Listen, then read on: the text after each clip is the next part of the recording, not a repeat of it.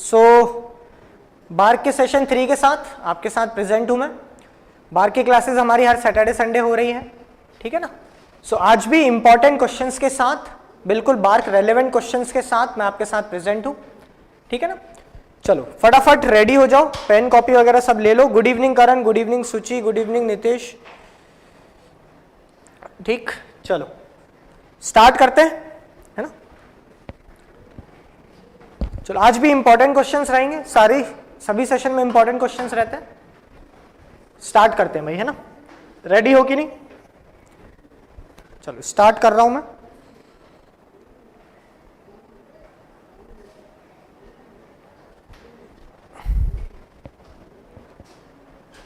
चलिए first question देता हूं आपके सामने।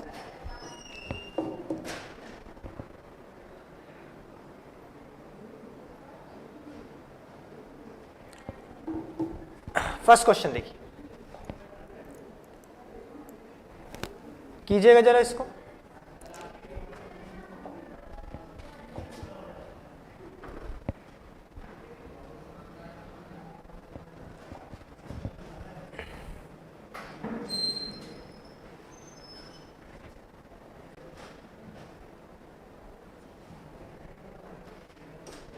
लो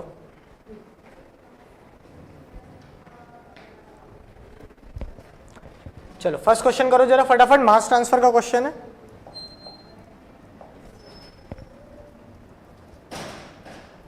मास ट्रांसफर,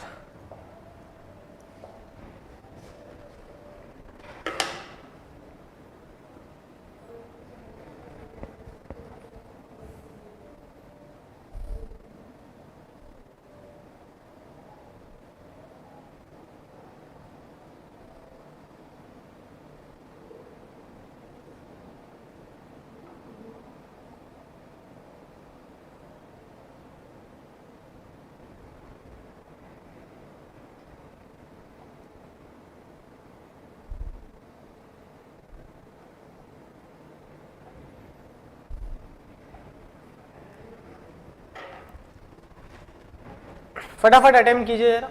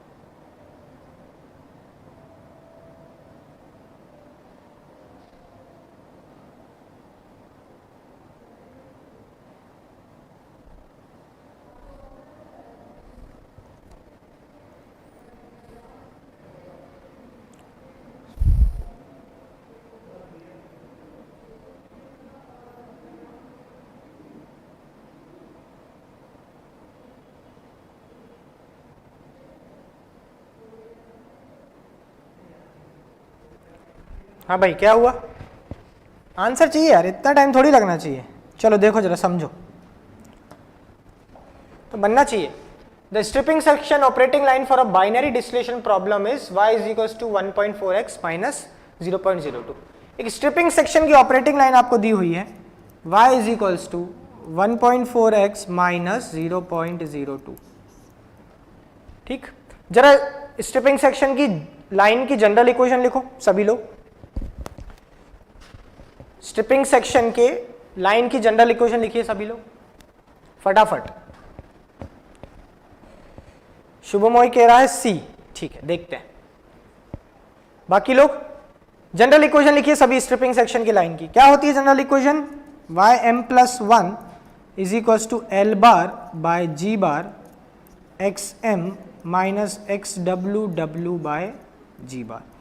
अब ये फॉर्मूले बिल्कुल आपके रटे हुए होने चाहिए, ठीक। ऑलरेडी मैं आपसे बोलता हूं कि वीक डेज में आप प्रैक्टिस करा करो फॉर्मूले जितने की जितने ज्यादा की ज्यादा आप कर सके। चलो ये हो गई स्ट्रिपिंग सेक्शन की line. Relative volatility is given on a particular tray. अब ट्रे बनानी पड़ेगी, डायग्राम बनाया करो मास ट्रांसफर में। ऑन अ पर्टिकुलर ट्रे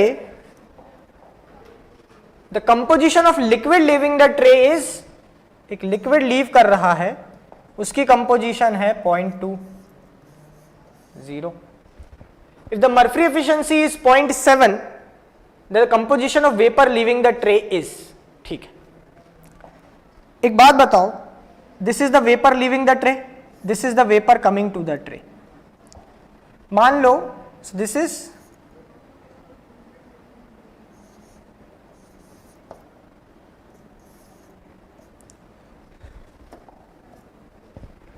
कोई भी ट्रे अज्यूम कर लो, स्ट्रिपिंग सेक्शन में कोई भी ट्रे.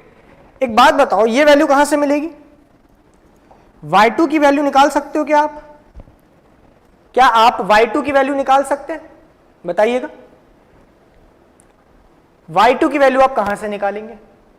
आपको निकालना है the composition of vapour leaving the tray. y1 की वैल्यू निकालनी, तो उसके लिए आपको चाहिए रहेगा y2. क्यों? मर्फी एफिशिएंसी का क्या फॉर्मूला होता है? Murphree efficiency is defined as what we are achieving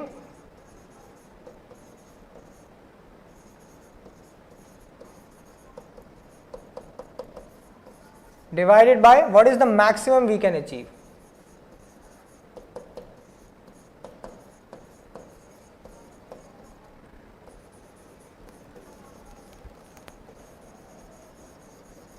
तो एक बात बताओ मेरे को, how will you calculate y2?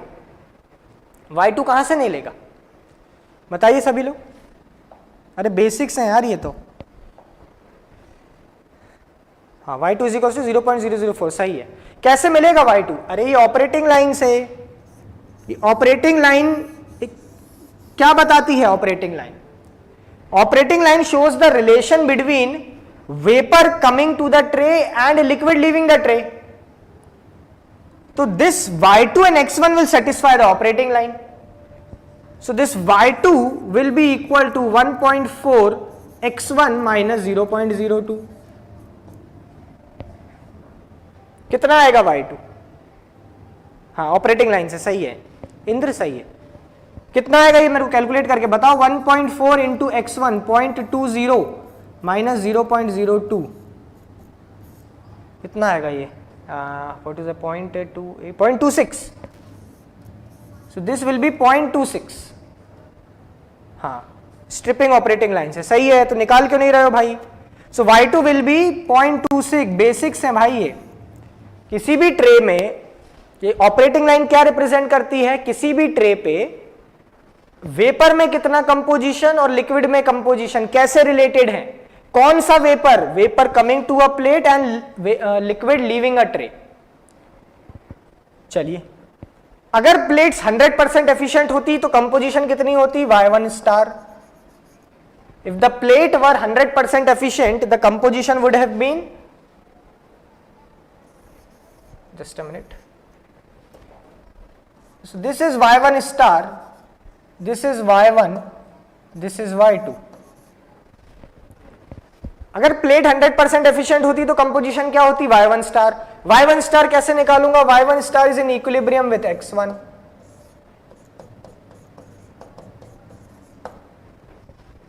Sir तो मेरे को वैल्यू किसकी निकालनी है? आपको वैल्यू निकालनी है when the efficiency is 0.7, then the value of y1. So efficiency is given to you as 0.7. y2 you have already calculated it to be 0.26. y1 star और निकालो. y1 star is the composition that is in equilibrium with x1. x1 आपको 0.20 दिया है. Alpha आपको दिया हुआ है कितना? 2.6. Alpha is given to be 2.6. तो क्या आप y1 स्टार नहीं निकाल सकते? बिल्कुल निकाल सकते हो y1 स्टार. तो y1 स्टार की वैल्यू निकालो कितनी आ रही है? I think y1 star will be 0.4, I think approximately 0.4, right? So what is the formula for efficiency? What we are achieving? We are achieving this much. y1 to y2, y1 minus y2 we are achieving. What is the maximum that we could have achieved? y1 star minus y2. कब achieve कर सकते थे maximum? 100% efficiency के corresponding. y1 star minus y2, y2 की value आपके पास है, y1 star की value आपके पास है, एफिशिएंसी आपको 0.7 दी रखी है, तो आप क्या y1 नहीं निकाल सकते? निकालो जरा कितना आ रहा है y1। इंपॉर्टेंट सवाल है, बहुत बेसिक अंडरस्टैंडिंग पे बेस्ड है। निकालो जरा कितना आ रहा फटाफट।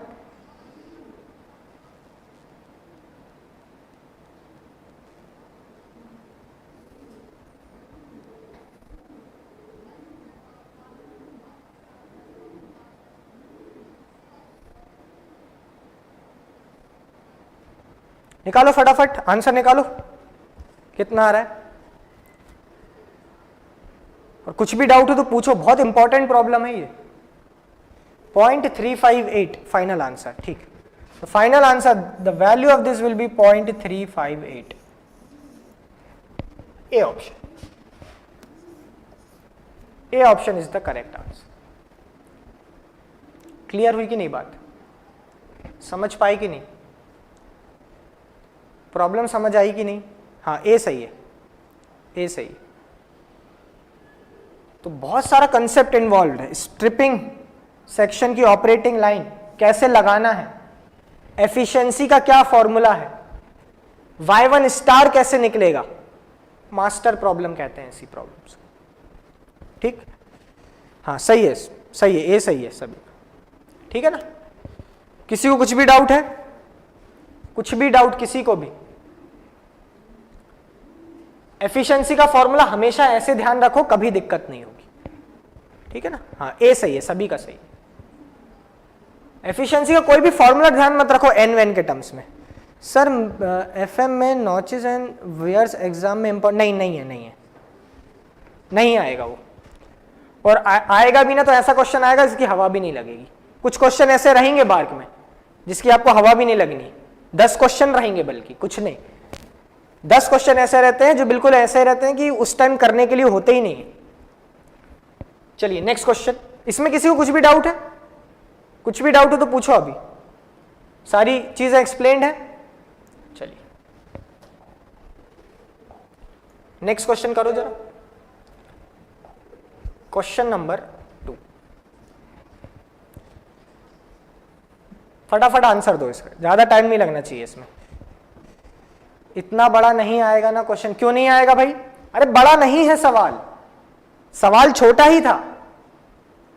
वो तो मैं यहां पे कर रहा हूं तो टाइम लग रहा है मेरे को, बोर्ड पे एक्सप्लेन कर रहा हूं। बड़े सवाल आते हैं। मैंने आपको जो बार का सेशन लिया था कि एग्जाम कैसा रहता है, क्या आता है, उस पर मैंने आपको बताया था जब अपना स्कोर कार्ड बता रहा था कि बार्क में पिछले साल ही ऐसा क्वेश्चन आया है कि आपसे डिटस बोल्टर इक्वेशन लगवा के हीट ट्रांसफर कोफिशिएंट निकलवाया गया है।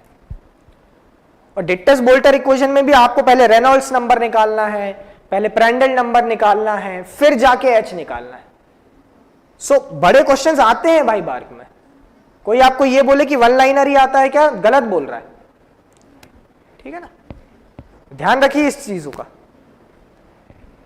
चलो ये सिंपल सा सवाल है अपना डिफ्यूजन थ्योरीज पे बेस्ड, फटाफट आंसर करो।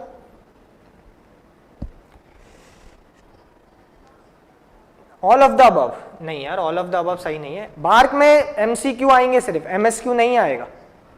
बार्क में सारे क्वेश्चन एमसीक्यू होते हैं, सिंगल करेक्ट, सिर्फ सिंगल करेक्ट। हाँ ए सही है। इन film theory mass transfer occurs by purely molecular diffusion, correct है, ठीक। क्योंकि आप क्या लिखते हो, कैसे इसको प्रूफ कैसे करना है, प्रूफ कैसे करोगे इस चीज को, क्योंकि आप ये वाला फॉर्मूला कंसीडर करते हैं। आप जब भी फिल्म थ्योरी की बात करते हैं तो minus DAB DCA by DZ, उससे क्वेश्चन हाँ हो जाएंगे धरते, ठीक। So A is correct. In penetration theory each liquid element stage in contact with the gas for different, नहीं गलत है ये, सेम अमाउंट ऑफ टाइम के लिए कॉन्टैक्ट में रहता है, same amount of time. In surface renewable theory each liquid element stage in contact with the gas phase for different amount of time, गलत है ये statement. In boundary layer theory mass transfer coefficient is proportional to DAB to the power 3/2, गलत है। किसके proportional रहता है ये जरा लिखोगे? DAB टू द पावर किसके प्रोपोर्शनल रहता है मास ट्रांसफर कोफिशिएंट इन बाउंड्री लेयर थ्योरी? 2/3, तो 3/2 दिया है वहां।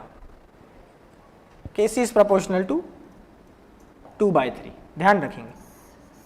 कहां से आता है ये? शेरवुड इक्वेशन, शेरवुड नंबर की equation, laminar flow over a flat plate. हाँ 2/3 सही है।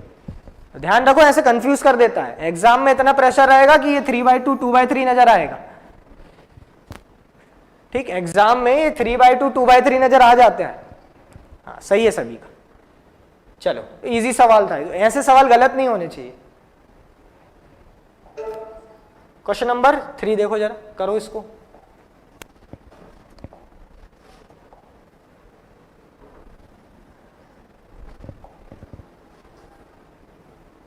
फटाफट करो, कैलकुलेशन जरा संभल के, है ना। ऐसे क्वेश्चन भी आएंगे, बिल्कुल सब चीजों के लिए रेडी रहना है अपन को।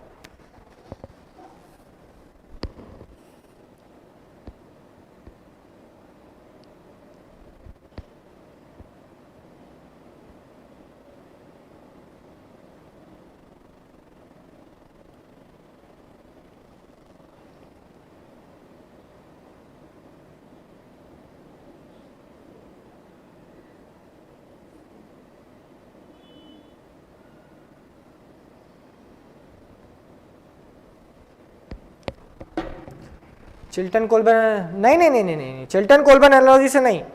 Laminar flow over a flat plate में जो आपकी नसल नंबर का कोरिलेशन रहता है ना, NU is equal to 0.664 RE to the power 1/2 Prandtl number to the power 1/3, वैसे ही शेरवुड नंबर में भी रिलेशन है। नसल की जगह शेरवुड हो जाता है और प्रांड्टल की जगह शिमिड हो जाता है। वहां से बाउंड्री लेयर थ्योरी का कंसेप्ट आता है।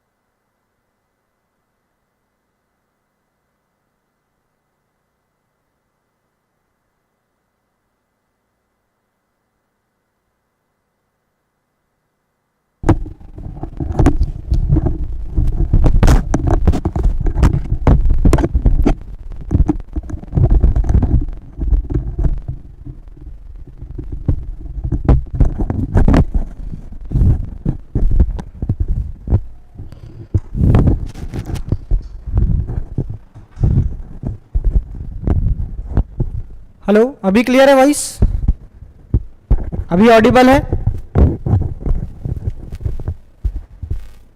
अभी वॉइस ऑडिबल है कि नहीं, एक बार चेक करो जरा।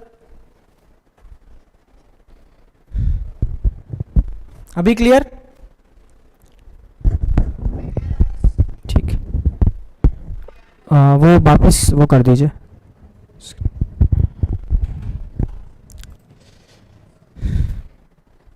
चलो, अभी वॉइस क्लियर है ना? देखो, क्लियर है ना? चलो देखो, तो क्या कह रहा था मैं कि फॉर्मूला क्या है आपका? दिस इज द फॉर्मूला किसका? Transient heat conduction. This is the formula for transient heat conduction.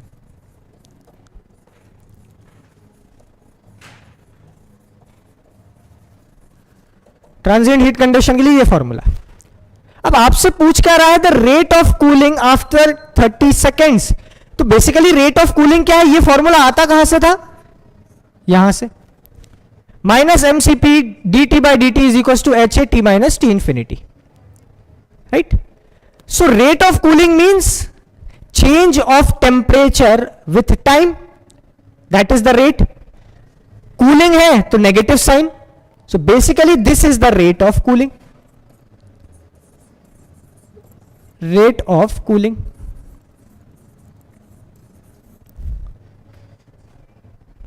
HAMCP, M is rho V, HA by MCP सब वैल्यू निकाल सकते हो। T इंफिनिटी कितना दिया है? 30 डिग्रीज दिया है। सर ये टेम्परेचर कौन सा लेना है? ये मेरे को टेम्परेचर कौन सा लेना है? ये टेम्परेचर मेरे को कोई बता पाएगा क्या लेना है? टेम्परेचर क्या लेंगे? क्वेश्चन दोबारा पढ़ो। आफ्टर 30 सेकेंड्स, 30 सेकेंड के बाद कूलिंग रेट क्या है?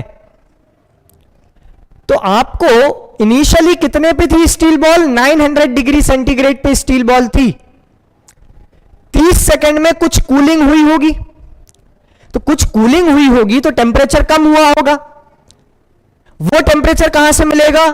इस फॉर्मूले से मिलेगा। From this formula you have to substitute time is equal to 30 seconds and from that you will get the time temperature T. ये टेम्परेचर मिलेगा आपको at time t is equal to 30 seconds की। 30 सेकेंड्स में आपकी कितनी cooling हो गई? कितनी कूलिंग हो गई मतलब 900 डिग्री सेंटीग्रेड से टेम्परेचर कितना कम हो गया। और उसी के जस्ट बाद आपको बताना है rate of cooling after 30 seconds.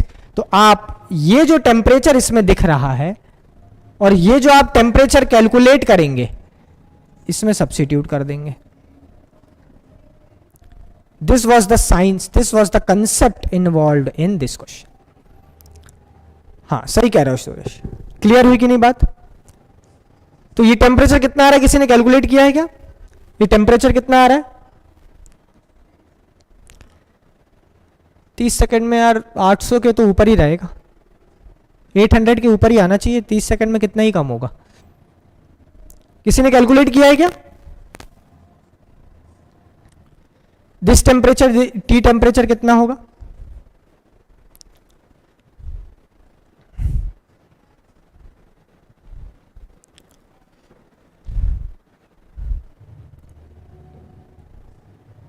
नहीं किया क्या कैलकुलेट?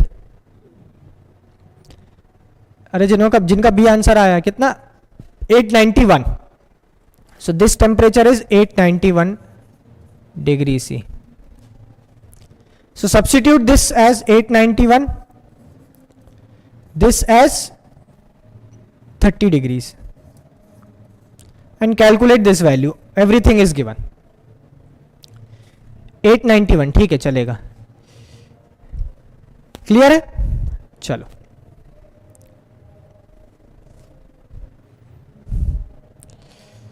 अच्छा, जरूरत नहीं है उसको कैलकुलेट करने की, ठीक।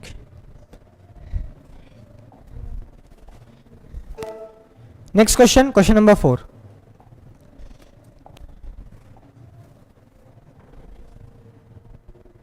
Again very important. अच्छा डायरेक्ट निकल जाएगा, ठीक है वो भी चलेगा।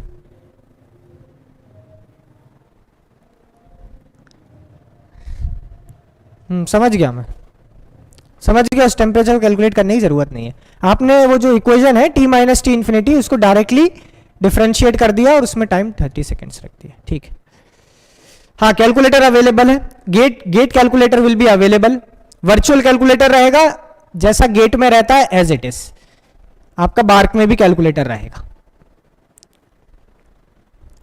ठीक है। और lengthy calculations will be there, some questions will be there which are lengthy.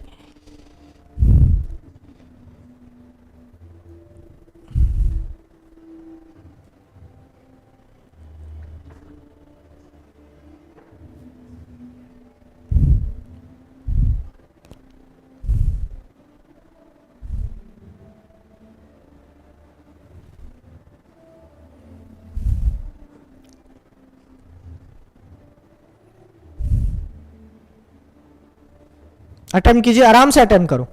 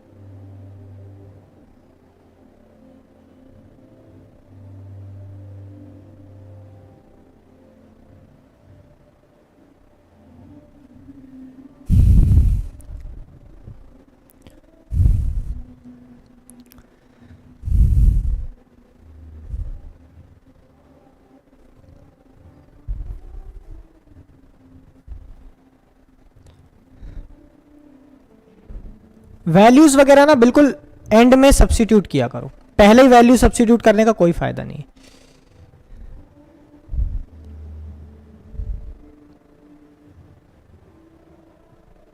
Values वगैरह पहले ड्राइव वगैरह कर लिया करो आराम से, फिर वैल्यू सब्स्टिट्यूट किया करो।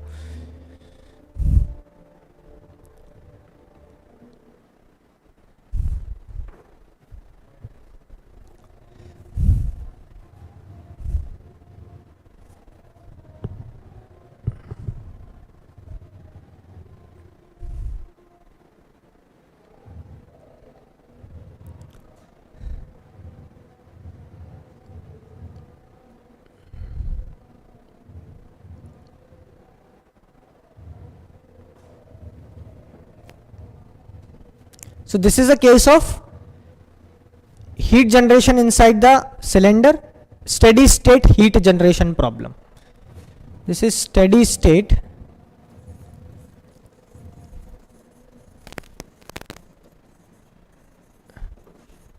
heat generation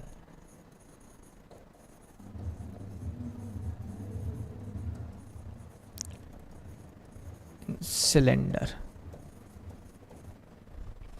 right.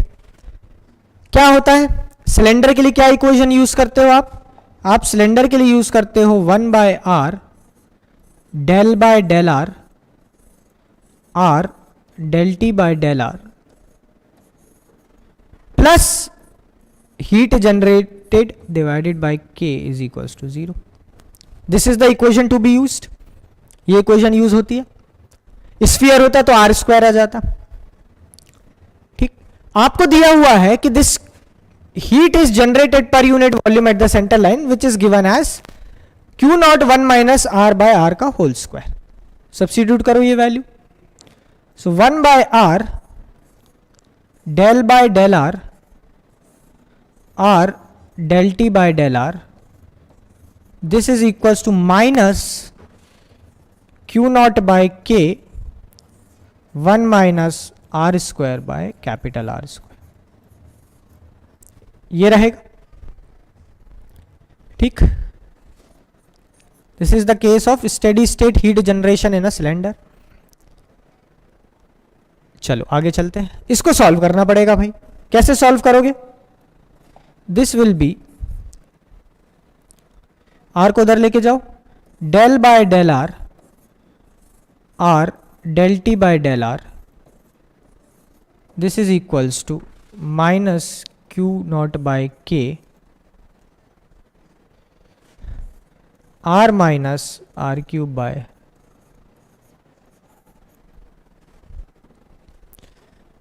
ठीक है।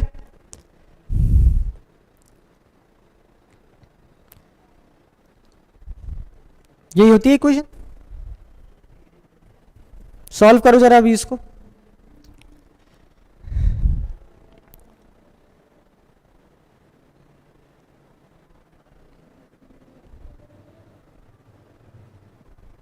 इंटीग्रेट करना पड़ेगा एक बार। सो आपके पास क्या निकल के आएगा? R del T by del R is equals to minus Q naught by के R square by 2 minus R power 4 bye,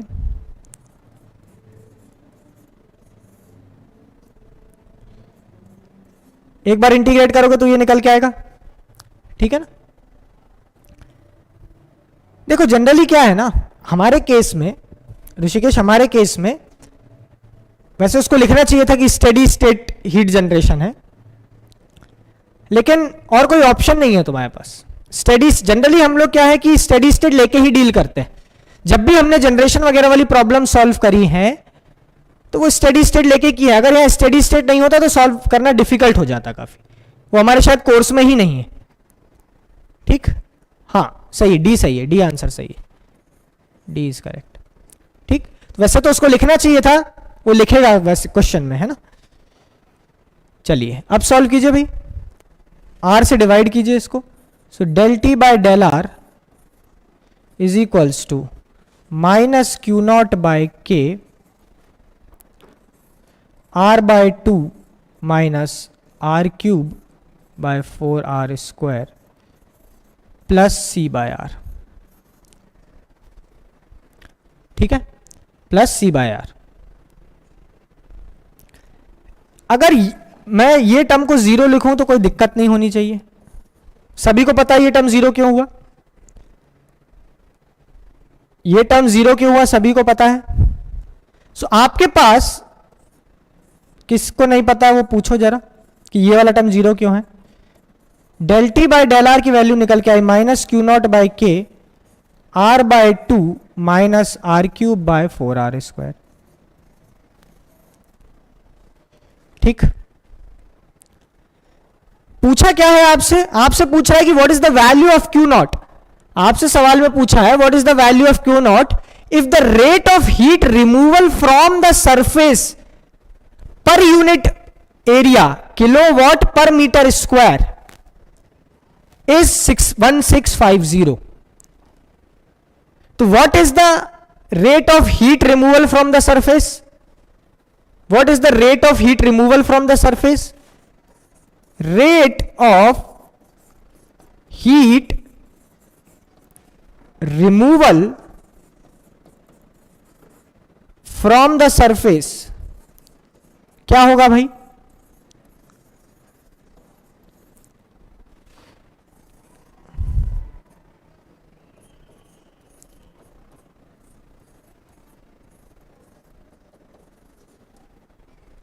this is the rate of heat removal. अच्छा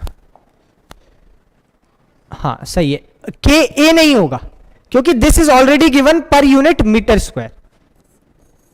this is given to as 1650 kilowatt per metre square, already per unit area flux दिया है basically, है ना। सी by are zero कैसे हुआ नहीं पता। अगर आप R इज इक्वल टू 0 रखोगे, एक सिलेंडर है, R इज इक्वल टू 0 रखोगे यहां पे, तो टेम्परेचर आपका कितना आ जाएगा? इनफाइनाइट। क्या रॉड के अंदर इनफाइनाइट टेम्परेचर है सेंटर पे? आप बोलोगे नहीं है।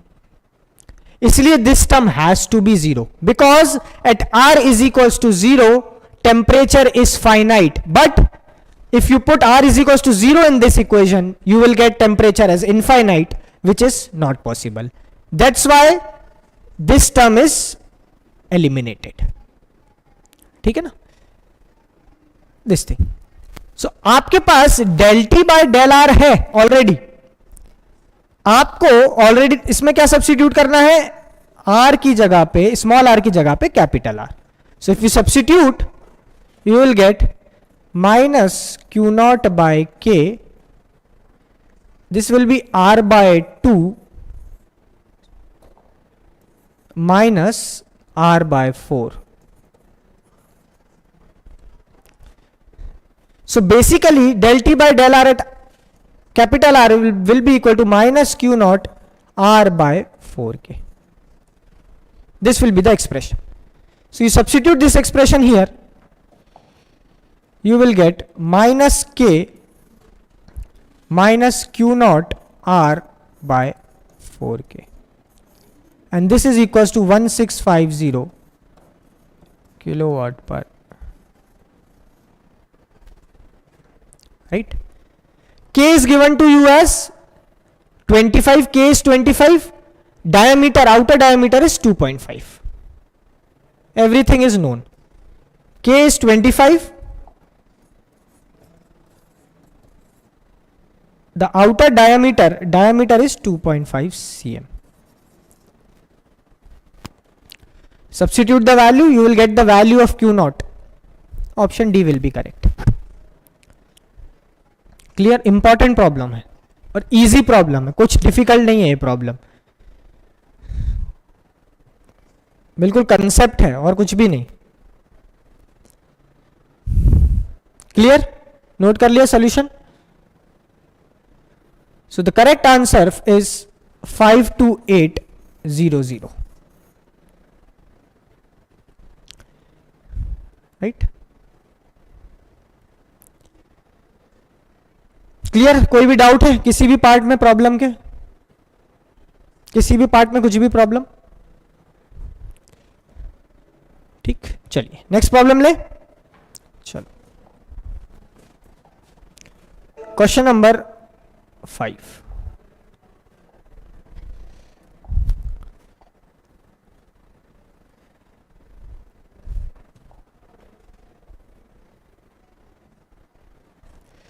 By taking average through whole,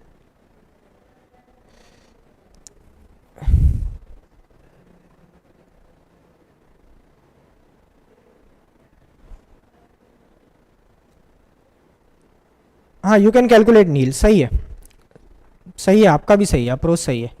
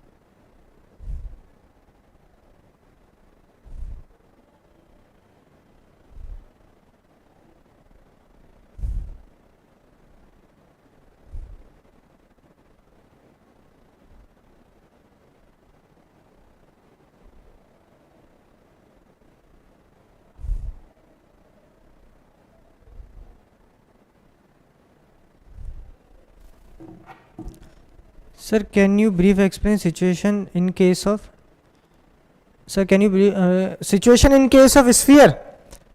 Sphere, in case of sphere, 1 by r square will be there, right?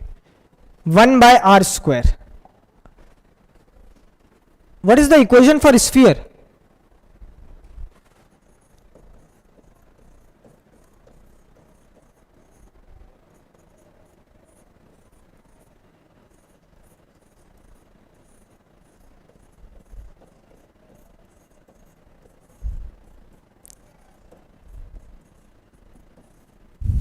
This is the case for sphere,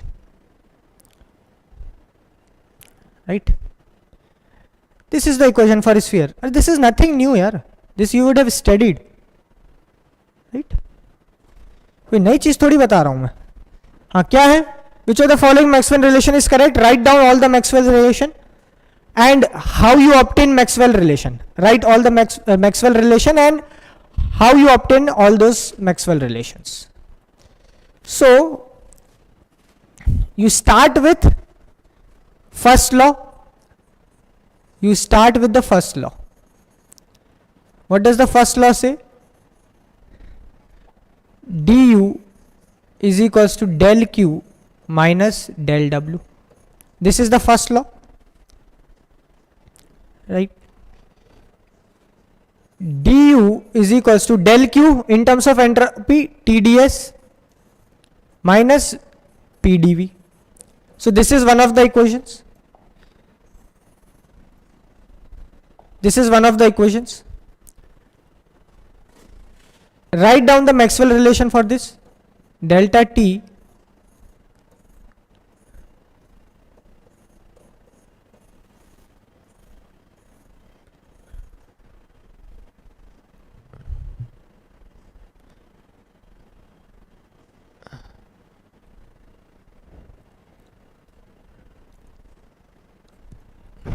क्या होती है यार, कंप्लीट करो, मैं भी कंफ्यूज हो गया.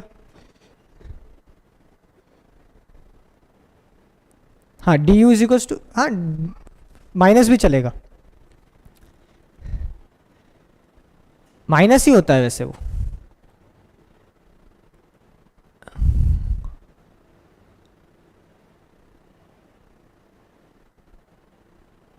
कंप्लीट करिए इक्वेशन.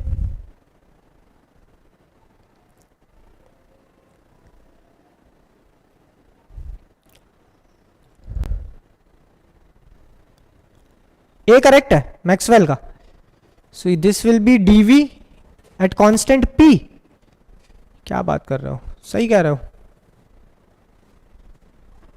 एक बार देखो जरा, जब तक मैं सारी चीजें ड्राइव करता हूं. Similarly you have h is equals to u plus pv. Differentiate this. dh is equals to du plus pdv plus vdp, right? In place of u substitute, in place of du substitute this thing. So dh will be equal to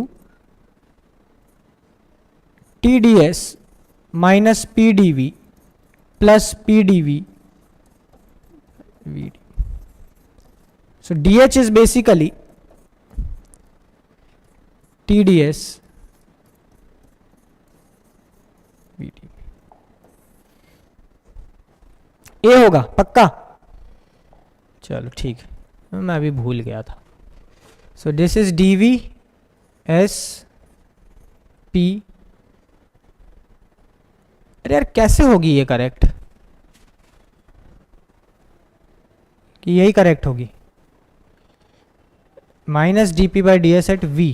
हाँ हाँ ठीक है ठीक है, सही है सही है सही है सही है, करेक्ट है करेक्ट है. लेकिन कुछ गड़बड़ लग रही है मेरे को, एक बार चेक कर लेता हूँ.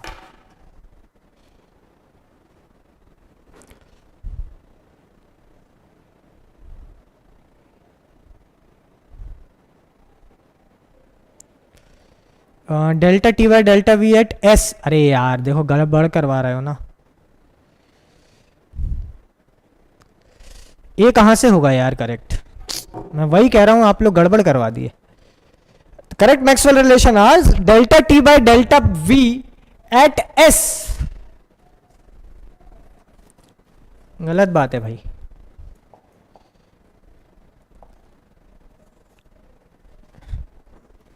ए इज नॉट करेक्ट भाई, ए गलत है.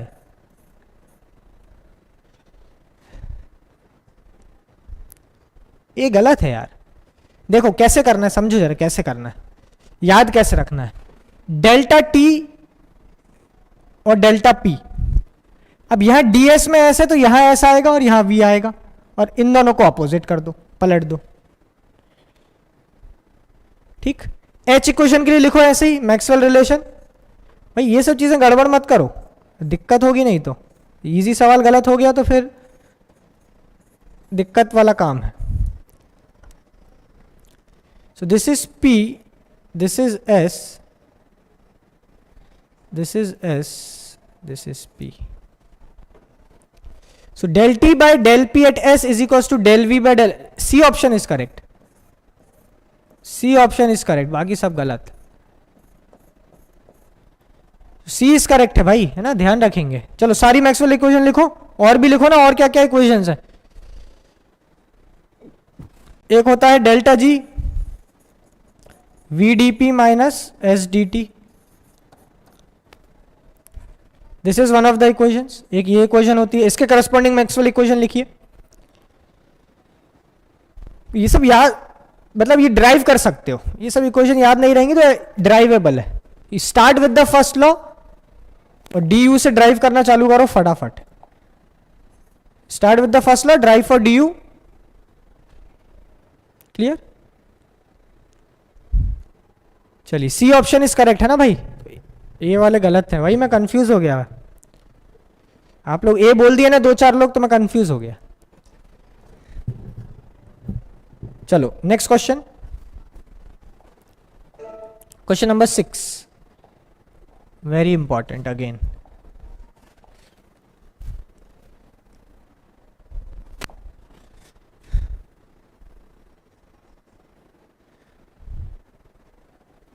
Very important question.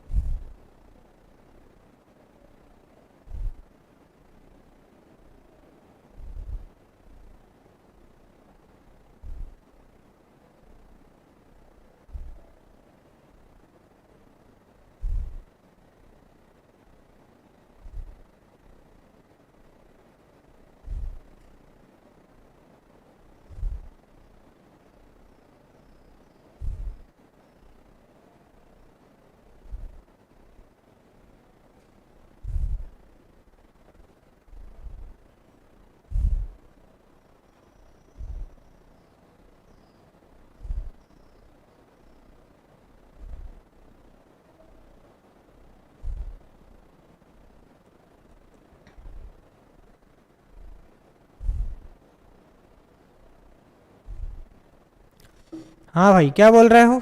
ए, कोई बोल रहा है सी। चलो देखो, इंपॉर्टेंट है, ये बहुत इंपॉर्टेंट है। पिछले लेक्चर में ही मैंने इससे एक क्वेश्चन पूछा था आपसे। A fluid having initial temperature Ti is flowing inside a tube is being heated by two methods, by providing constant wall heat flux and by constant wall temperature। दोनों केस में जरा टेम्परेचर प्रोफाइल बना के बताओगे मेरे को?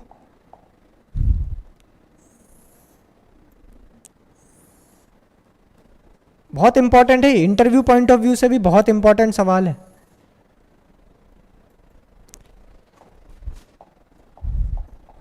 आज clear कर लो इस चीज को।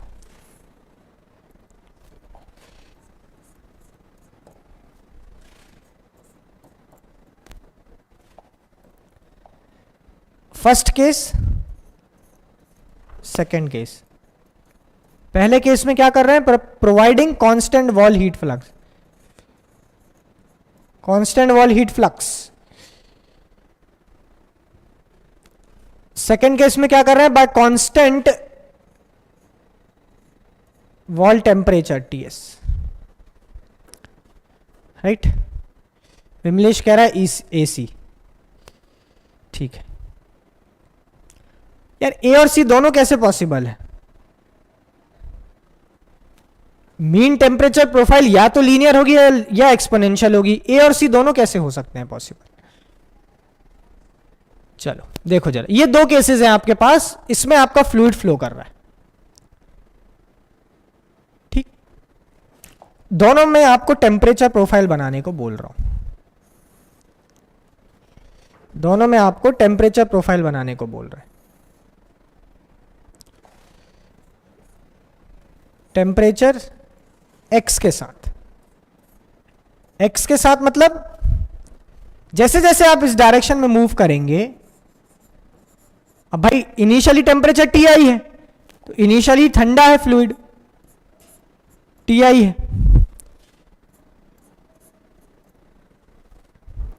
ठीक। तो और x के साथ जैसे जैसे आप डिस्टेंस के साथ मूव करेंगे टेम्परेचर रेज होना चालू होगा। तो एक केस है आपका कांस्टेंट हीट फ्लक्स का, एक केस है आपका कांस्टेंट वॉल टेम्परेचर का। तो दोनों केसेस में आपको क्या करना है, प्लॉट करना है। इस ट्यूब का टेम्परेचर भी प्लॉट करो और अंदर वाले फ्लूइड का टेम्परेचर प्रोफाइल भी प्लॉट करो। हाँ, ऑप्शन ए करेक्ट है, सिर्फ सही है, सिर्फ ऑप्शन ए करेक्ट है। गुड यार, सिर्फ ऑप्शन ए करेक्ट है।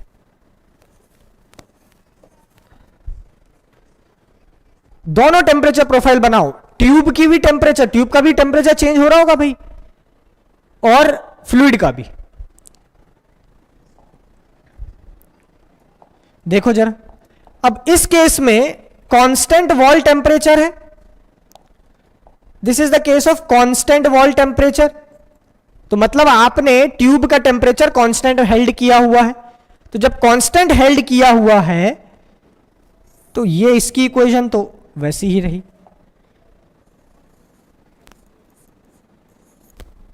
Ts, ठीक। और आपका जो फ्लूइड का टेम्परेचर है वो कहां से स्टार्ट होगा, initially it is Ti and it varies exponentially, exponential variation रहता है, ठीक। Where as in this case the temperature profile of the fluid is linear, temperature profile of the fluid is linear and the temperature of the tube varies like this, it varies like this, ठीक, it varies like this। अब इसमें एक term आता है thermally developing reason और thermally developed reason. जैसे fluid में term आता है ना, फ्लूइड मैकेनिक्स में थर्मल फुली डेवलप्ड फ्लो, ठीक, और नॉट और डेवलपिंग फ्लो, दो चीज रहती हैं, वैसे यहां पे भी रहती हैं, ठीक। क्या क्या, थर्मली डेवलपिंग फ्लो और thermally developed flow. This is Ts। अब एक पॉइंट आएगा जब ये टेम्परेचर कांस्टेंट हो जाएगा, इस पॉइंट के बाद ये जो टेम्परेचर डिफरेंस है ये कांस्टेंट हो जाएगा। So till this point, till this point the region is thermally developing region, thermally developing region।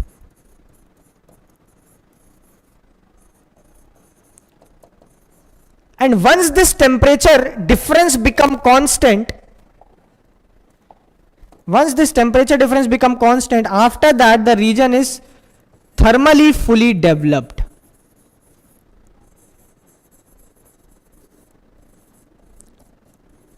thermally fully developed, ठीक है सर। ये कैसे पता चला, प्रोफाइल आ रहा हूं उस पर। यार ये सब आप पढ़े नहीं हो क्या यार,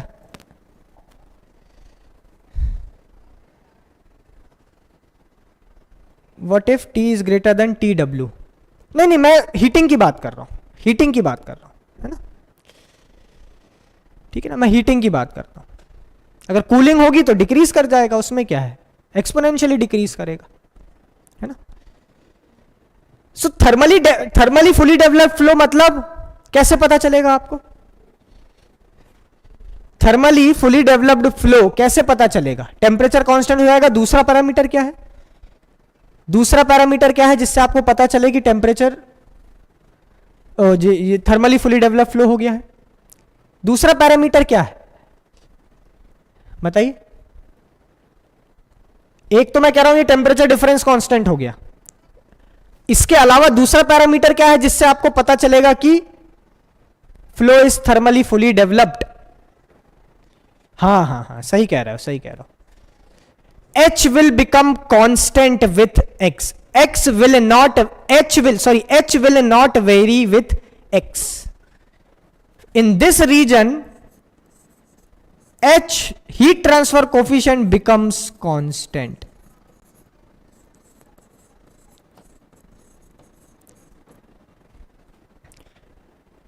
नहीं, टेम्परेचर प्रोफाइल के अलावा, टेम्परेचर तो कांस्टेंट हो गया, H will become constant. H generally varies with X. ठीक, डिस्टेंस के साथ वेरी करता है। ठीक है,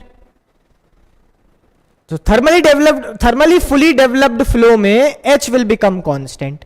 और इसी केस के लिए आप पढ़ते हो ना कि वो नसेल्ट नंबर की वैल्यू कितनी हो जाती है, हीट फ्लक्स है तो कितनी हो जाती है वैल्यू, वो 3.46 और 4.36 पढ़ते हो ना, वो इसके लिए है, थर्मली फुली डेवलप्ड रीजन के लिए, when the H becomes constant. Similarly, इस केस में भी आपका कुछ टाइम बाद ऑलमोस्ट कांस्टेंट के केस में दिस H becomes constant.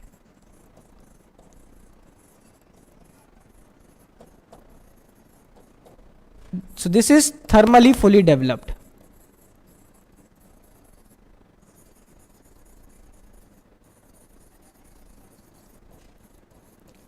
और उससे पहले रहता है डेवलपिंग, और इससे पहले रहेगा, ये रीजन रहेगा डेवलपिंग। और थर्मली डेवलपिंग रीजन के लिए कौन सा डायमेंशनलेस नंबर है, कोई बताएगा मुझे? थर्मली डेवलपिंग रीजन के लिए कौन सा डायमेंशनलेस नंबर है?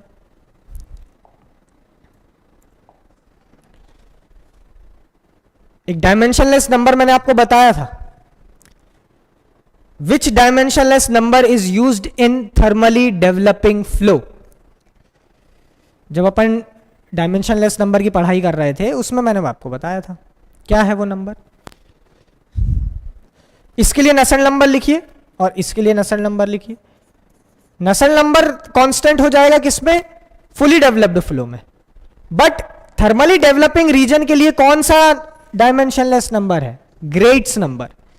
ग्रेट्स नंबर का फॉर्मूला लिखो।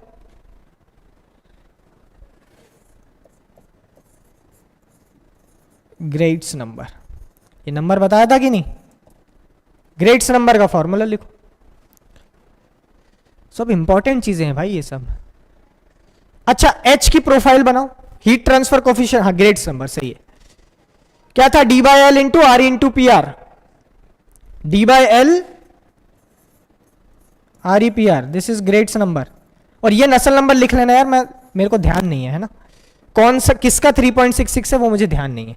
तो ये नसल नंबर आप अपने हिसाब से एंटर कर लीजिएगा, है ना? नहीं प्रांडल नंबर, ग्रेट्स नंबर, ठीक है ना? हाँ सही है। H का प्रोफाइल बनाओ जरा इस केस में। H का प्रोफाइल बनाना, हीट ट्रांसफर कोफिशिएंट का प्रोफाइल बनाइए। दोनों केसेस के लिए हीट ट्रांसफर कोफिशिएंट कैसे वेरी करेगा उसका प्रोफाइल बनाइए।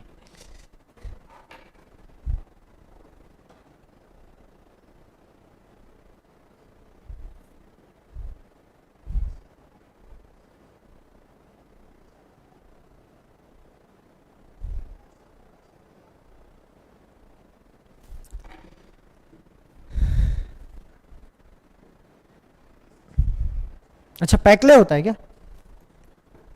एक सेकेंड, हीट ट्रांसफर कोफिशिएंट का प्रोफाइल बनाओ। ये सब इंपॉर्टेंट चीजें हैं यार, ये आपने मतलब पढ़ा नहीं है क्या?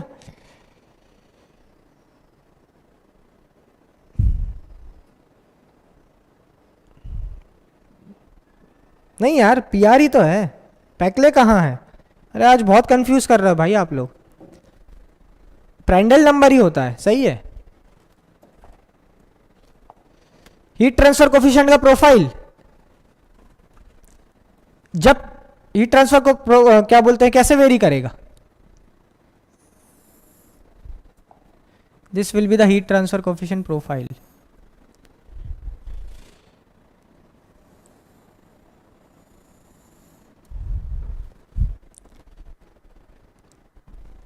भाई heat transfer coefficient, temperature difference ज्यादा तो हीट ट्रांसफर कोफिशिएंट कम,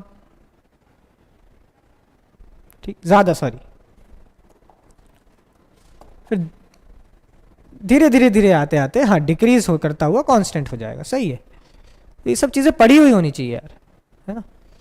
बाकी इसकी इक्वेशंस वगैरह कहां से आती हैं बाद में कभी बताऊंगा, ठीक. तो ये सब ध्यान रखो, बहुत इंपॉर्टेंट है ये सब. चलो नेक्स्ट क्वेश्चन देखो जरा, question number 7.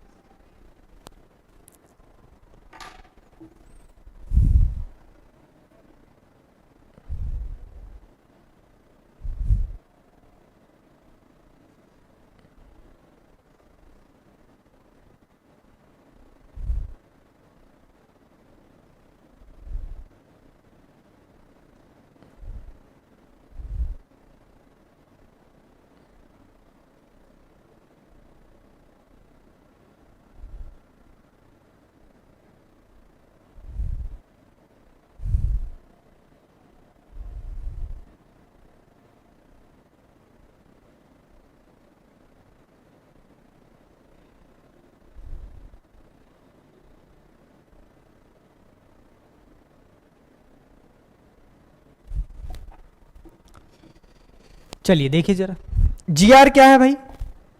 What is g r? G r क्या है? Grashof's number.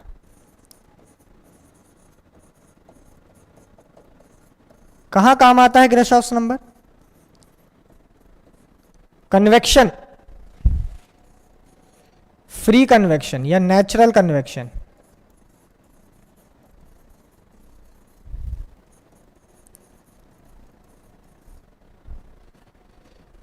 रेनॉल्ड्स नंबर कहां यूज होगा? Forced.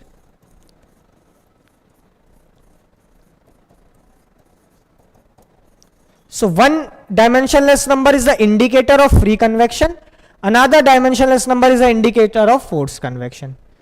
So if gr upon re square is greater 1, which means free convection is greater. If this is greater 1, which means free convection is greater. So force galat hai option. Gr upon re square is less 1, which means heat transfer is forced. Heat transfer or forced convection is dominating. B सही है. gr by re square greater 1, heat transfer नहीं, equal नहीं है, गलत है. Correct option is b. सही है, सभी का सही है, ठीक है ना. चलिए नेक्स्ट क्वेश्चन लेते हैं, क्वेश्चन नंबर 8. फटाफट करो.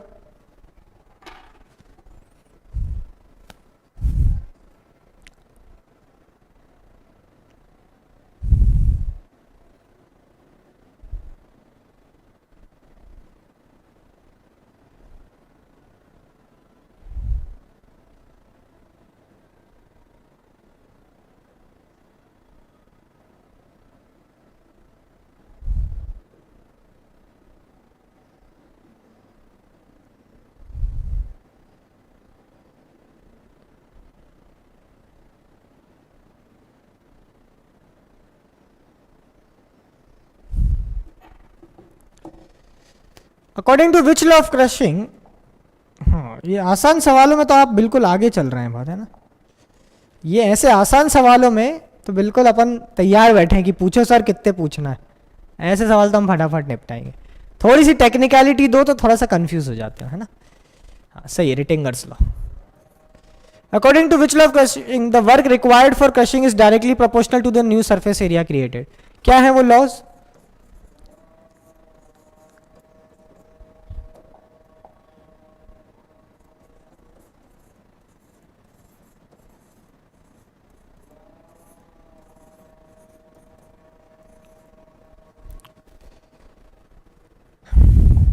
ठीक है ना। सो रिटिंगर्स लॉ क्या कहता है कि the work required for crushing is directly proportional to the new surface area created. N की वैल्यू कितनी होती है रिटिंगर्स लॉ के लिए? 2। रिटिंगर्स लॉ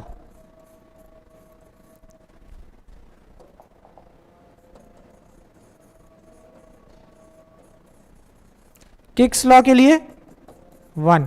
किक्स लॉ की स्टेटमेंट बता सकते हो?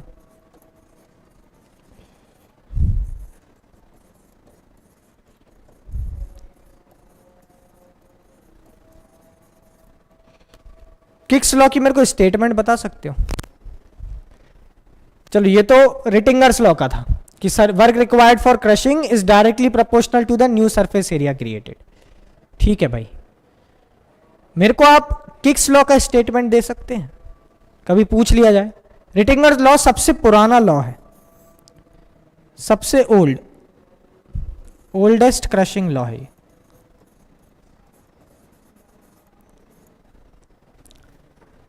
किक्स लॉ की क्या स्टेटमेंट है बताओ जरा। What is the statement of kicks law?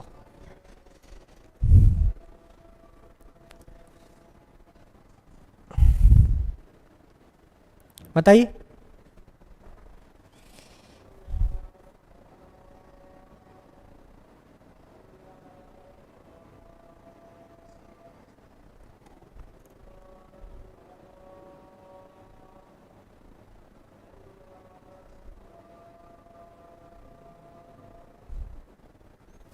Kicks law का क्या स्टेटमेंट है? हाँ सही कह रहे हो नितेश, सही है ट्रैवल ब्रो, सही है bro. Work required proportional to square root of surface to volume. नहीं, ये तो आपने इसकी स्टेटमेंट बोल दी। हाँ सही कह रहे हो ऋषिकेश। रिडक्शन रेशियो अगर सेम रहेगा तो वर्क रिक्वायर्ड सेम रहेगा। ठीक, रिडक्शन रेशियो मतलब आप ए से बी रिड्यूस कर रहे हैं। आप ए आपने 1 mm लिया, बी आपने 0.5 लिया, ठीक, ये रिड्यूस कर रहे हैं आप। तो सिमिलरली अगर आप ए को 2 लोगे और बी को 1 लोगे तो रिडक्शन रेशियो सेम है, आपका वर्क रिक्वायर्ड सेम रहेगा। हाँ वो आपने बॉन्ड लो बोल दिया। हाँ रिडक्शन रेशियो अगर सेम है तो आपका वर्क रिक्वायर्ड सेम रहेगा। सही, गुड। ये सब ध्यान रखो, है ना, छोटी चीजें हैं लेकिन आ जाती हैं बीच बीच में। चलो फटाफट आंसर करो।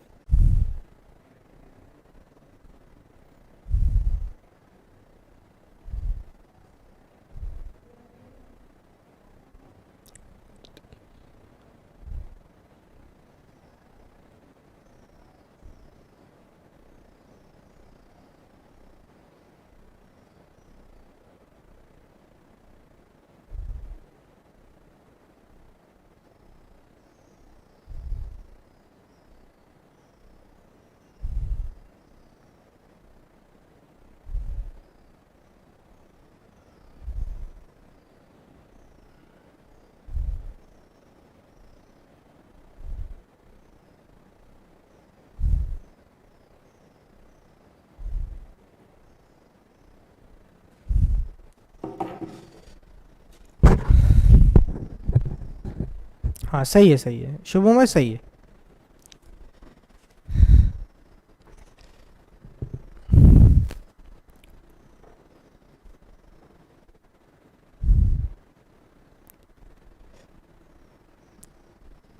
हाँ डी सही है।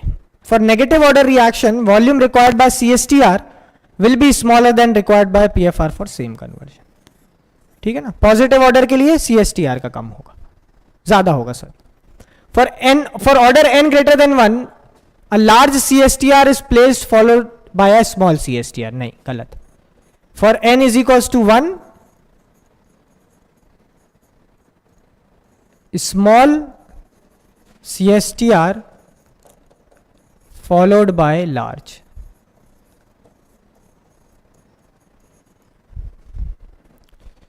For order n less than 1, PFR followed by CSTR gives maximum conversion. नहीं, n greater than 1 के n less than 1 के लिए CSTR पहले। For negative order reaction conversion given by single CSTR will be smaller, नहीं larger आएगा, गलत, D option is correct. हाँ ठीक है, positive order volume of CSTR के सही है, ठीक है ना, बढ़िया। चलो लास्ट क्वेश्चन लेते हैं भाई थर्मोडायनेमिक्स से, और आज के सेशन को खत्म करते हैं, फिर कल मिलेंगे नेक्स्ट सेशन में।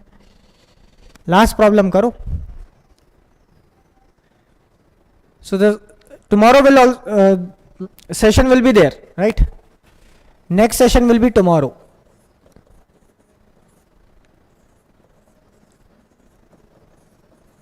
कल मिलेंगे और अच्छे क्वेश्चंस के साथ। डेट कौन सी है? 27।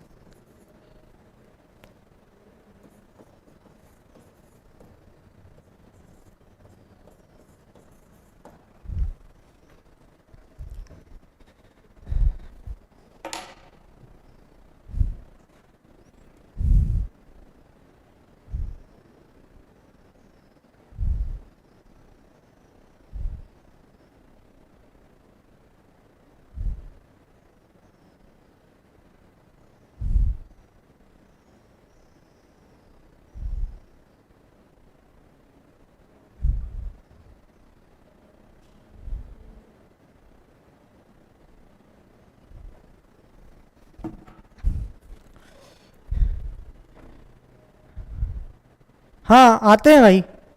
स्वास्थ्य मैंने जब आप अपना जो स्कोर कार्ड वाला सेशन लिया था उसमें आपको मैंने ऑलरेडी बताया था, उसमें मैंने आपको ऑलरेडी बताया था, क्या बताया था कि पिछली साल ये क्वेश्चन आया था जिसमें आपसे हीट ट्रांसफर कोफिशिएंट की वैल्यू निकलवाई थी यूजिंग डिटस बोल्टर इक्वेशन।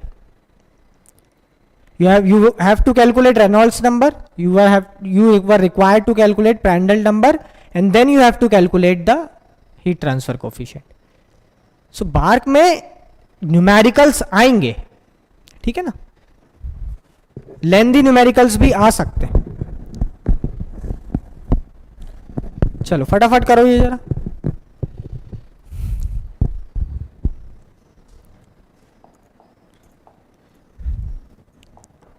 ठीक, सो कोई आपसे बोले कि बार्क में तो यार सिर्फ वन लाइनर्स आते हैं, कोई भी ऑब्जेक्टिव वो को उठा के कर लो, तो गलत है वो, है ना।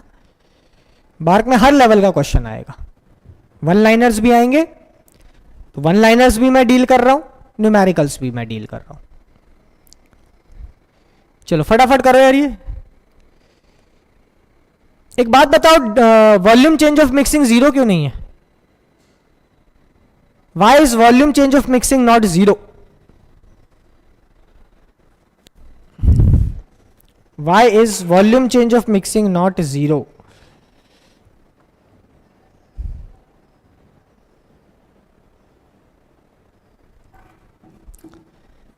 इसमें डेल्टा V क्यों आया है?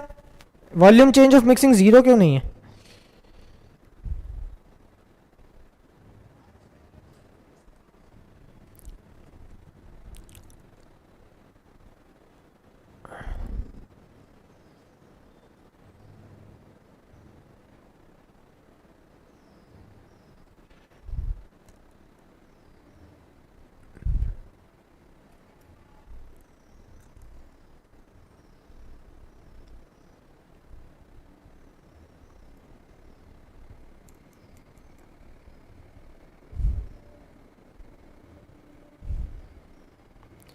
हाँ हाँ सही कह रहे हो, सही कह रहे हो, सही है भाई। डेल्टा वी मिक्स किसका जीरो होता है? आइडियल का, ठीक, आइडियल मिक्सचर का।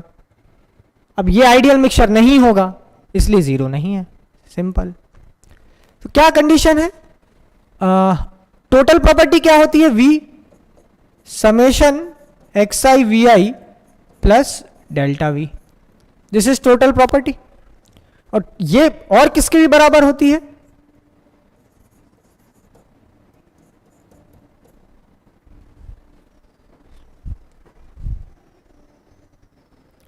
ठीक है ना, this is the formula. In general if I have to write, in general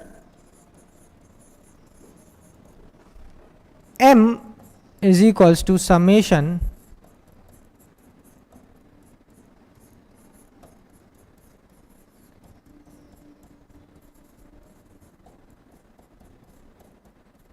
this is in general where m is any property.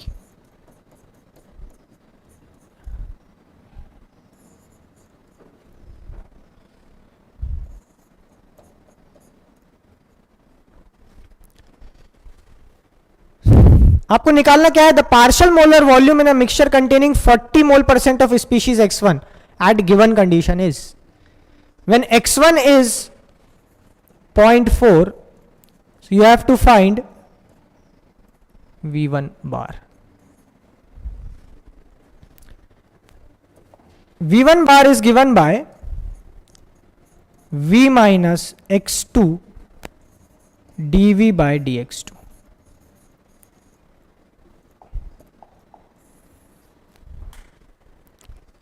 ठीक है ना?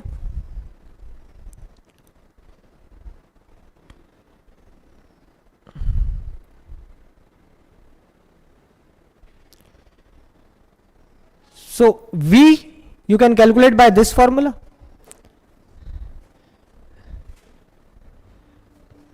V will be equal to x1, V1 is given to you, V2 is given to you,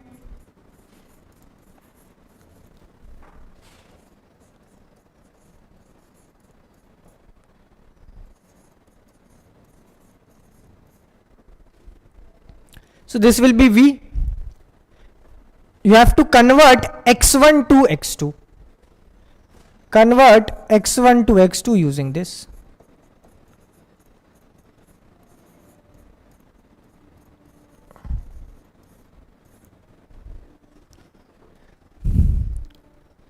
So ये वो question है जो bark में छोड़ दिए जाते हैं, ठीक है ना? ये वैसा क्वेश्चन है जो बार्क में आएगा तो इसको अवॉइड कर देना, ठीक है ना? क्योंकि कैलकुलेशन बहुत लेंदी है और गारंटी नहीं है कि कैलकुलेशन सही हो जाए. कम से कम 5, 7, 8, 10 मिनट भी ले सकता है ये सवाल, ठीक है ना? So these are the types of question you should avoid, right? पर प्रैक्टिस के लिए, आपकी इन जनरल प्रैक्टिस के लिए तो कर लेना है ना, उसमें कोई दिक्कत नहीं है. जैसे अभी सेशन है तो अभी कर लो, पर बार्क में ये ऐसे प्रॉब्लम्स को अवॉइड करिएगा, ठीक है? चलिए इसको आप लोग सॉल्व कीजिएगा और आप v1 की वैल्यू निकालिएगा at x1 is equals to 0.4 और you can say x2 is equals to 0.6. एक ही बात है. क्लियर? सो इस क्वेश्चन को आप करिएगा. नेक्स्ट अपन कल कंटिन्यू करेंगे, है ना? कल और क्वेश्चंस रहेंगे, सबको डील करेंगे. चलो गाइस, मिलते हैं अपन कल सेम टाइम 5 बजे और नए क्वेश्चंस के साथ और नए कंसेप्ट के साथ, अच्छे कंसेप्ट के साथ अगेन अपन कंटिन्यू करेंगे, ठीक है? चलो.